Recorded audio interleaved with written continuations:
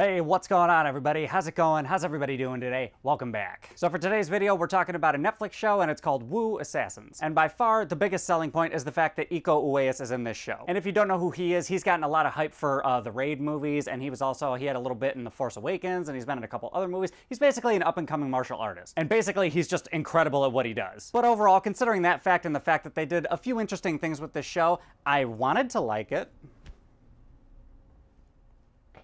Yeah, that's pretty much the end of that thought. But as for the overall plot of the show, Iko Uwais plays the main character named Kai, and he is kind of bestowed these supernatural powers when he's given an artifact. But simultaneously, there are also 5 other pieces to that artifact, and each one of those pieces, whoever holds them, has a power of a certain element. And all those elements being fire, wood, metal, earth, and water. And when Kai receives his particular piece of the artifact, he is basically dubbed the Wu Assassin, and he is charged with killing these 5 people. Because each one of these 5 pieces are basically corruptible, and eventually the end of the world will come about because of them, I think. It didn't really feel that way, though, considering some of the villains we have in the show. And there's also a slew of other side characters, like the main 3 people that he grew up with. There's a brother and a sister who own a restaurant, and then there's his 3rd friend, who's kind of a gang-related dude. He's involved in a lot of crime stuff. But Kai also has this father figure who's deeply involved with the Triads, and he just so happens to be the one that can control fire. Which, if I can start off with something positive, that whole father-son dynamic was actually pretty well done, I thought. Because when a supernatural entity hands you an artifact and basically tells you you have to kill your own father figure, things get a little interesting. And pretty much anybody in the show who is antagonistic, I thought the show actually did a really good job with that. Even though the way the villains were set up in the script was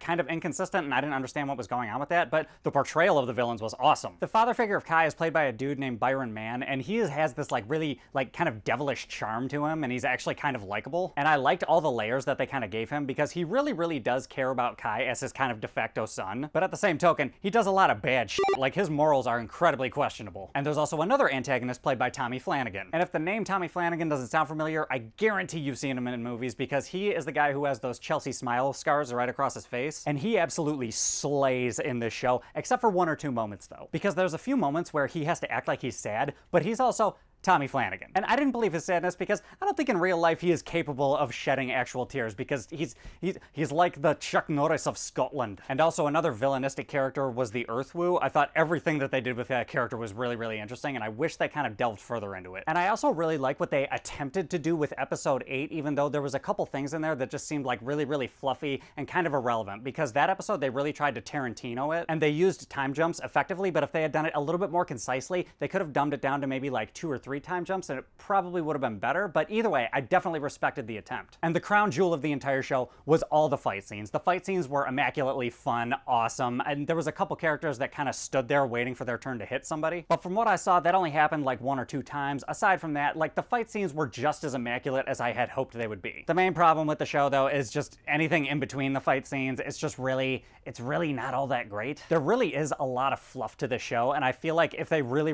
wanted to tell a juicy, dense story, they probably could have condensed it down to like maybe 5 or 6 episodes, probably. All the subplots and really a lot of the character interactions, I kind of just either didn't care or I just didn't really feel them. And when I say I didn't feel a character interaction, it's like a script can tell you something about 2 characters, but that doesn't mean that you like emotionally, like, it doesn't hit you there. And the best metaphor I can come up with is if you've ever, like, maybe when you were a child and somebody hurt you or you hurt somebody and one of you was forced to apologize to the other. It's just that like obligatory, like, eye-rolling kind of like, I'm sorry, where one person really doesn't mean it, they're just kind of doing it just because somebody told them to. That was kind of the feeling I got through a good majority of the show. Which doesn't necessarily mean that all the acting was bad, but I didn't feel any of the like commingling chemistry that you should feel with shows of an ensemble like this. I think of all the side characters, Catherine Winnick probably was the one that did the best job, but at the same time, her character was written so weirdly that I really didn't feel the gravity of the fact that she was an undercover cop. And also the brother and sister that run the restaurant, that whole thing was just really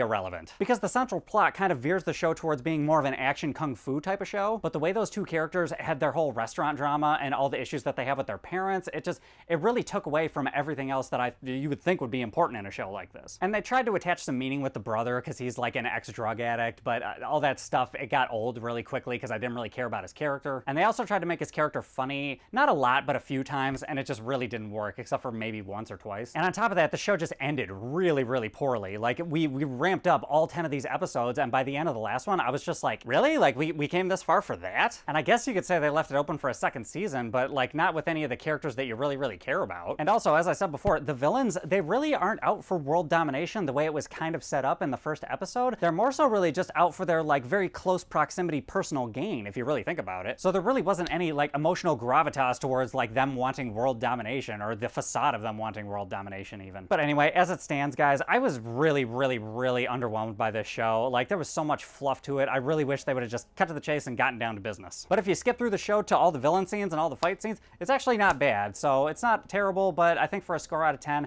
I think I'm gonna give it like a 4.2. I might watch the second season just for the sake of the channel, but I can't say that I'm excited in really any way, shape, or form outside of watching people fist fight each other. But anyway, guys, those are my thoughts. What are your thoughts? Have you seen the show? Have you heard of the show? Were you excited like I was? Hop in the comments, let me know what's up. Other than that, as per usual, if you like this video, give me a like, subscribe, share, hit the bell, do all that other YouTube-y type of shit, and I will catch you guys next time.